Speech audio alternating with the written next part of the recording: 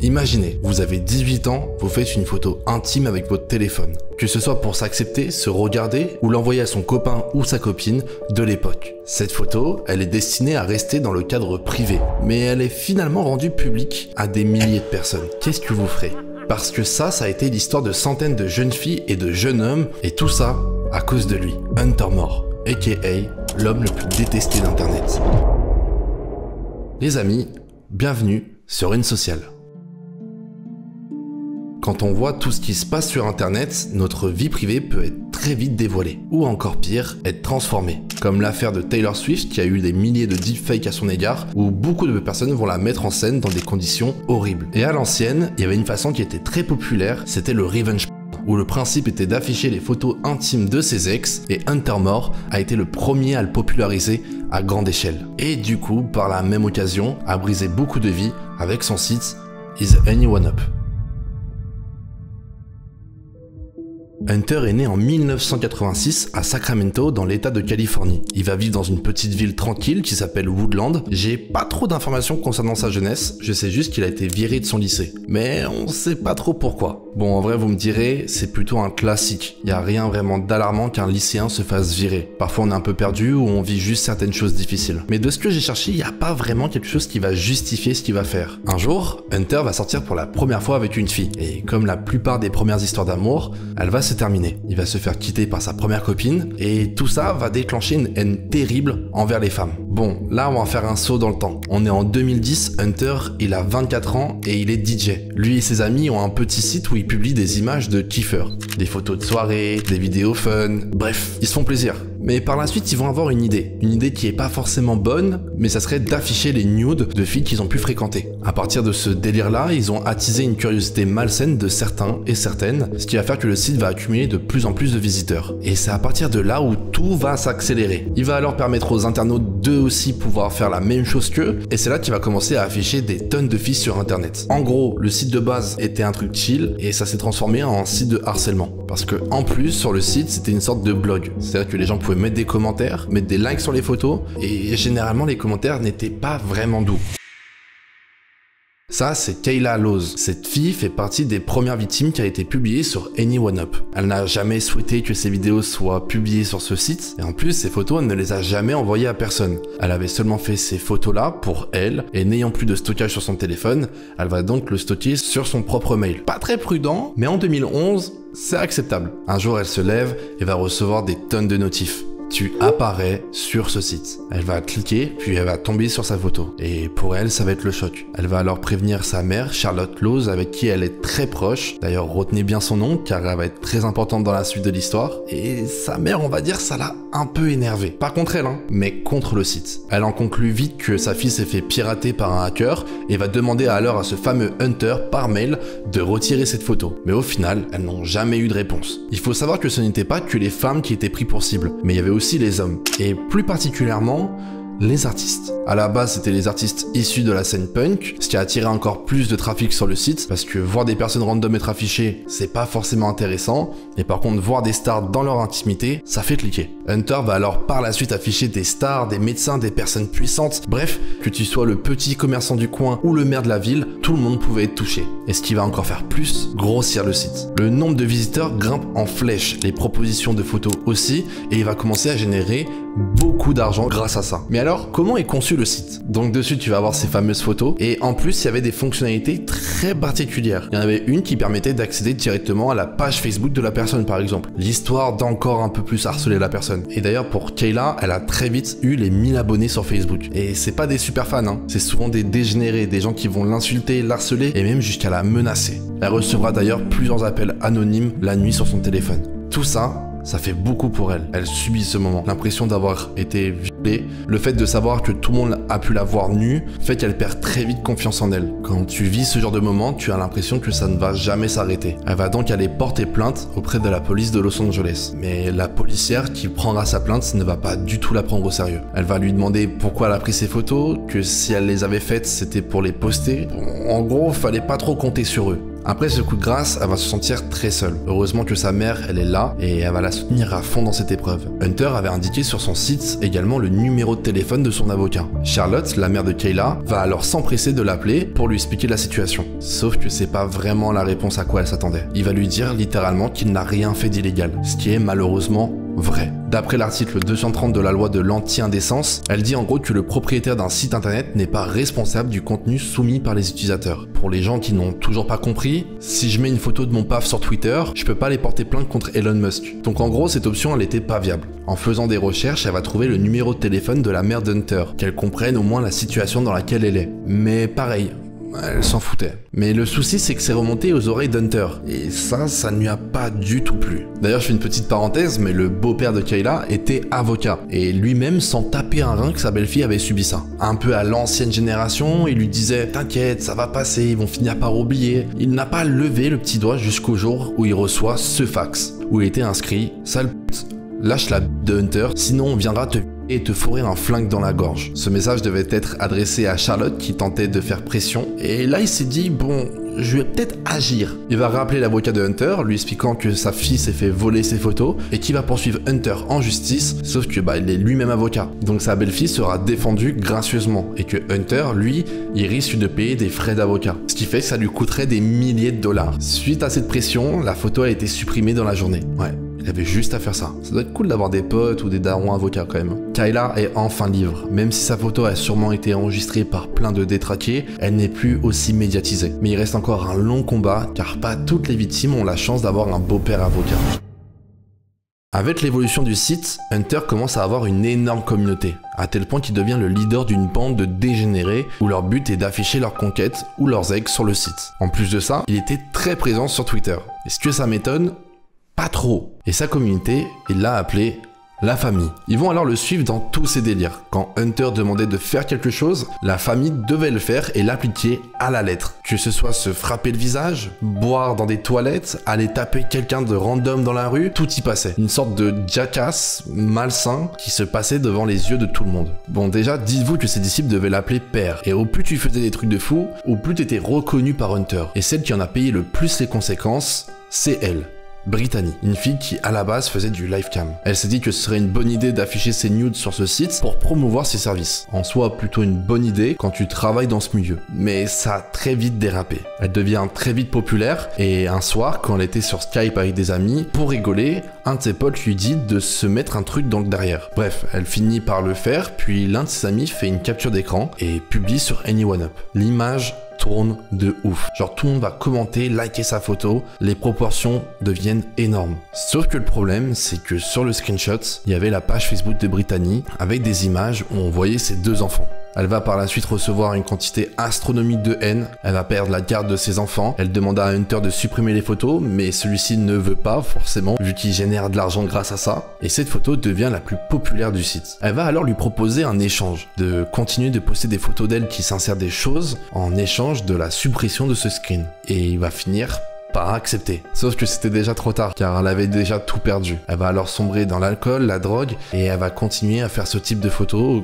gracieusement. Un jour, elle poste sur Twitter qu'elle faisait la fête et qu'elle s'amusait. En gros, elle essayait de faire bonne figure, malgré toutes les merdes qui se passent pour elle. Et tout ça, ça va interpeller Hunter. Il va alors lui proposer de faire une session Skype ensemble. Pendant la session, Hunter va lui demander de se mettre un point. Elle va lui répondre qu'elle n'a pas vraiment envie, mais Hunter tente de la convaincre et force de fou pour qu'elle le fasse. Et elle va finir par céder. Mais vous imaginez bien, Hunter, lui, c'était pas pour le kiff. Non, lui, de son côté, il va enregistrer la session et va ensuite la poster. Mais pas sur son site, non, sur un site pour adultes. Donc là, c'était une phase où il voulait juste détruire la personne. C'est une dinguerie. Le problème, c'est que pas mal de personnes voyaient Hunter comme le bad boy d'internet. Il y a beaucoup d'hommes qui l'idolâtraient, car il avait plein de filles à ses pieds, qu'il était populaire, faisait des soirées, tandis que certaines filles étaient amoureuses de lui pour peut-être les mêmes choses. Et sa communauté, la famille, vont le suivre de partout. Dans ses soirées, dans ses délires, dans ses events, et bien sûr, sur les réseaux. C'était vraiment devenu un influenceur avant l'heure. Je suis allé chercher quelques témoignages sur Reddit, car je n'ai pas vécu cette cette période-là et on se rendait pas compte de l'impact qu'il avait sur les gens à cette période. Dites-vous que le site était devenu tellement populaire qu'il générait 350 000 visiteurs par jour. Et on parle de ça, on était dans les années 2010. Entre cette année jusqu'à maintenant, le trafic d'internet a été multiplié par 10. Donc en gros, si ce site était sorti en 2025, il aurait plus de 3,5 millions de visiteurs uniques par jour. Mais c'était ça aussi le but pour lui, d'avoir le pouvoir de mettre au plus bas certains et avoir ce sentiment de supériorité envers les autres. Tout ce trafic sur son site fait qu'il générait de l'argent. D'après Forbes, le site pouvait générer jusqu'à 13 000 $ par mois. Et sachez qu'on est qu'au début de son ascension et que ces chiffres-là vont grimper jusqu'à plus de 30 000 $ par mois. Mais on n'est pas encore au pic de sa malveillance.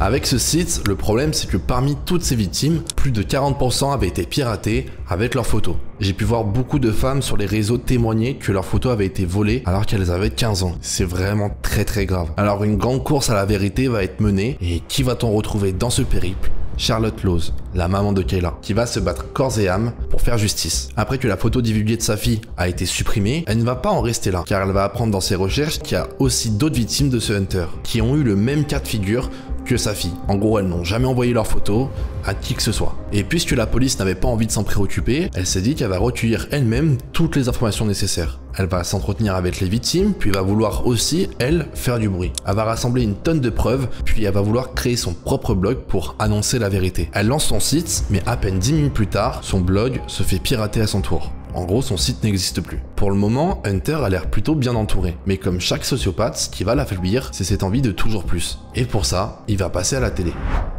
Ça y est, on y est. Hunter a tellement de notoriété qu'il est invité à son premier plateau télé. Bravo, j'ai un peu levé mon. En plus, sur une chaîne nationale, sur une émission qui est très populaire, animée par Anderson Cooper, une vraie célébrité aux États-Unis à cette époque. Sur le plateau, on va retrouver Hunter et deux autres victimes. L'animateur va les interviewer, mais tout va pas se passer comme prévu pour Hunter. Littéralement, tout le monde va être contre lui. C'est ce qu'on appelle un traquenard. Bah ouais, c'est toujours plus simple de parler sur internet avec des gens qui vont voir la même mentalité, les mêmes points de vue, les mêmes problèmes surtout, je pense. Mais quand tu dois te confronter à d'autres personnes qui ne sont pas dans le même délire que toi, c'est tout de suite différent. Sur les réseaux, tout le monde va s'offusquer de cette histoire. Car quand même, son site avait du buzz, mais il n'était pas forcément mainstream. Et c'est là où son image va vraiment s'inverser. Il passe alors du bad boy au plus gros connard d'internet. Mais le problème, c'est que son site va encore plus marcher, et surtout, à l'international. Pour Hunter, finalement, c'est lui le gagnant. Il va gagner encore plus d'argent, mais pour d'autres, il devient la cible à abattre. Et c'est là que le FBI va faire son entrée.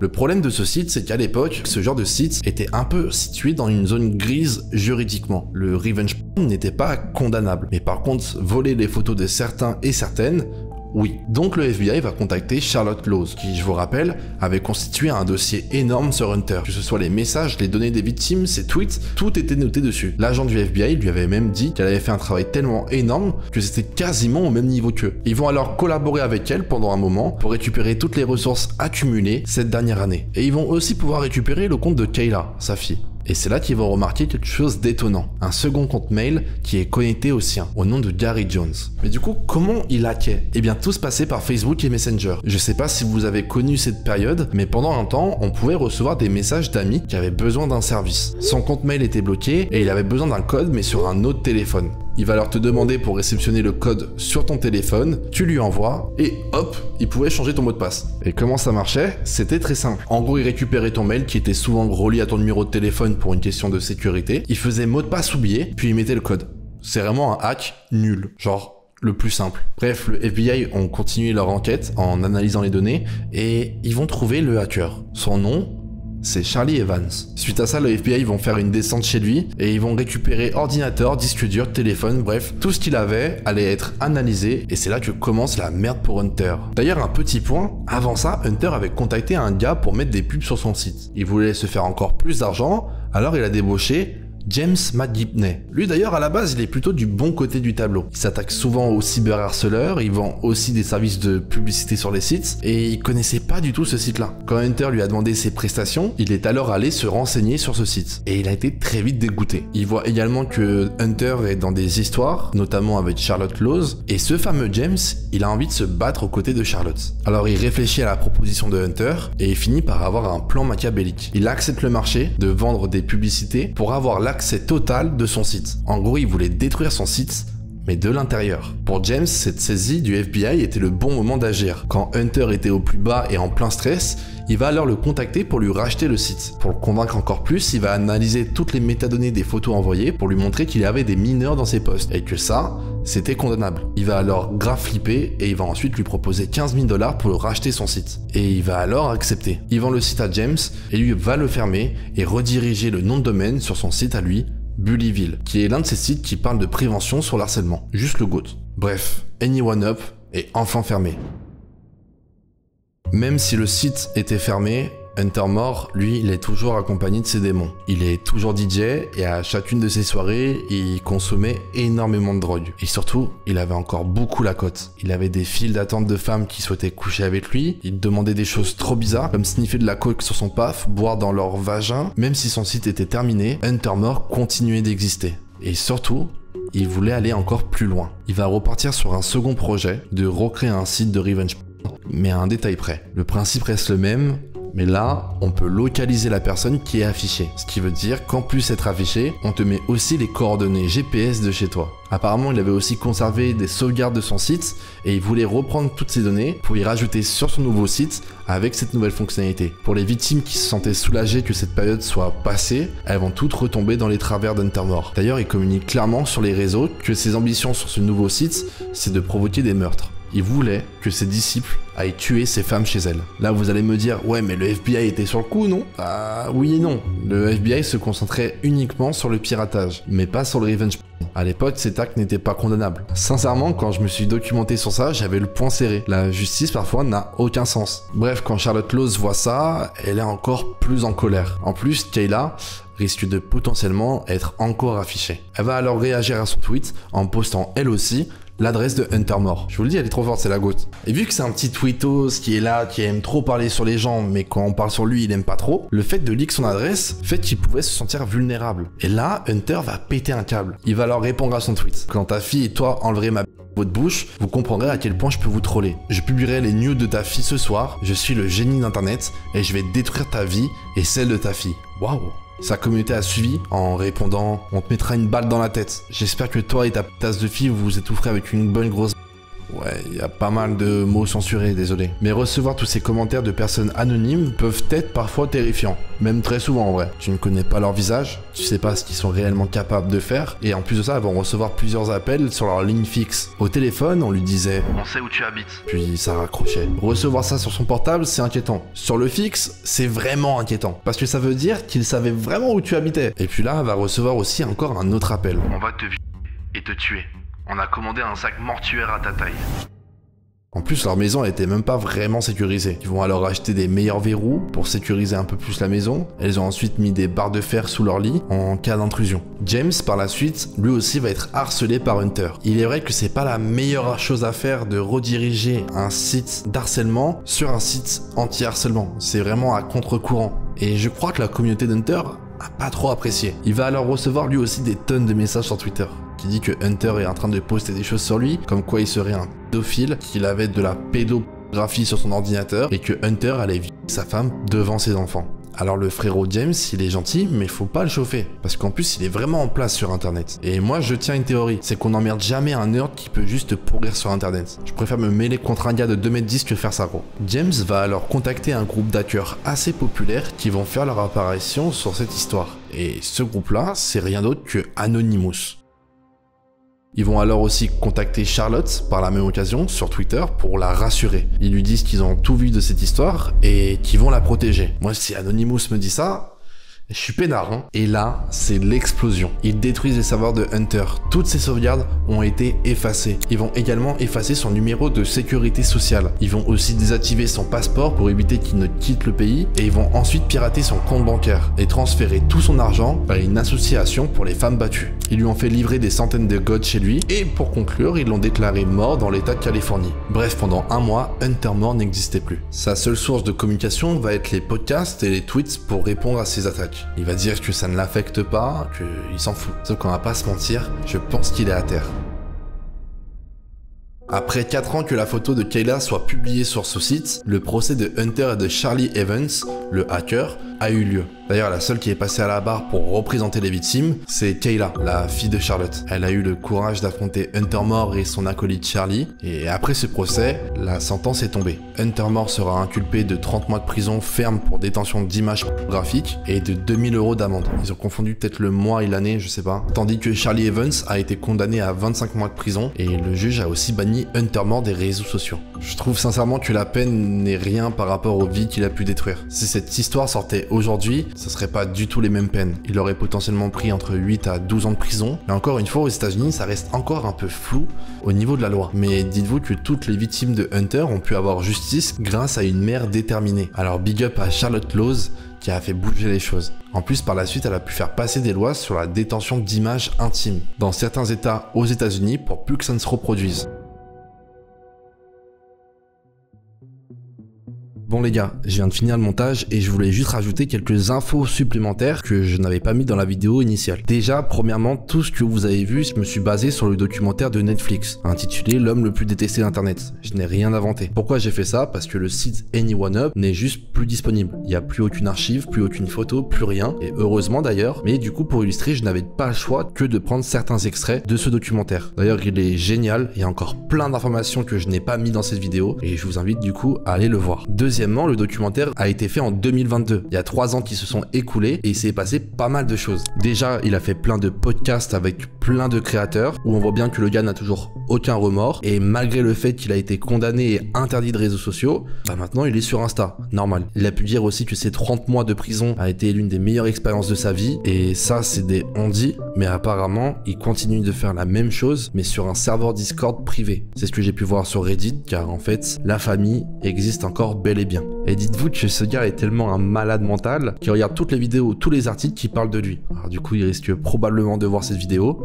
Alors Hunter, si tu passes par là, va te faire enculer. Et ça ne sera pas bipé. Pour finir, si vous êtes victime du revenge porn, il y a des moyens qui sont à votre disposition. Par exemple, vous pouvez appeler ce numéro qui est affiché si vous avez besoin d'aide. Ils vont pouvoir vous proposer des solutions comme par exemple de supprimer ces photos sur internet. Sachez que vous n'êtes pas tout seul et vous devez en parler, c'est important. Voilà, c'est comme ça que je vais finir cette vidéo. Merci beaucoup de l'avoir regardé jusqu'à la fin. Vous pouvez vous abonner à la chaîne YouTube et si vous voulez, il y a une vidéo qui est juste ici, prête à être racontée. Merci beaucoup, c'était Buddy, prenez soin de vous.